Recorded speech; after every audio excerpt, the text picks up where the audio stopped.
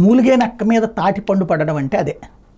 ప్రస్తుతం ఓ పక్కన కుండపోత వర్షాలతో రాలేదు వరద, బుడమేరు వరద, పైన ఎగువ ప్రాంతంలో కుండపోత వర్షాలతో బుడమేరు వరద వచ్చి బెజవాడ మీద పడింది.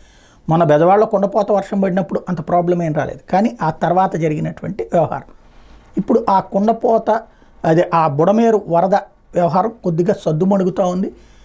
మొన్న 8 అడుగుల నుంచి 9 అడుగుల దాకా ఉన్నటువంటి వరద ఇవాళ కొన్ని ప్రాంతాల్లో 2 నుంచి 3 అడుగులు, కొన్ని ప్రాంతాల్లో 4 అడుగులు 4.5 అడుగులు ఆ రేంజ్కి ఉంది. అంటే నడవగలం, కర్ర ఏదన్నా పట్టుకుని నడవగలిగేటటువంటి స్టేజ్కి చివరి ప్రాంతాలు కూడా వచ్చినాయి. కొద్దిగా తగ్గుముఖం పడుతుంది అన్నటువంటి సందర్భంలో ఇప్పుడు ఇళ్లకి చేరుకుపోయేటటువంటి పేరుకుపోయే బురద, గందరగోళం ఇవన్నీ క్లీన్ చేసుకోవడం, ఇళ్ల పరిస్థితి ఏంటి అన్నటువంటి చూసుకోవాల్సి వస్తుంది. ఈ టైంలో మరొక కీలకమైనటువంటి ఘట్టం చోటు చేసుకుంటుంది.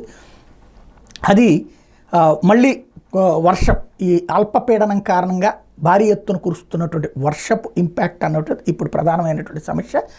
దాంతో కాస్త చిరాకు ఉంది. ఇప్పుడు ఖాళీ చేసి వెళ్ళడం, ఇళ్ళు క్లీన్ చేసుకోవడం ఇవన్నిటికీ ఎదురయ్యేటటువంటి సమస్య. ఇక పరిష్కారం వైపుకి అడుగులు వేయాల్సి ఉంది.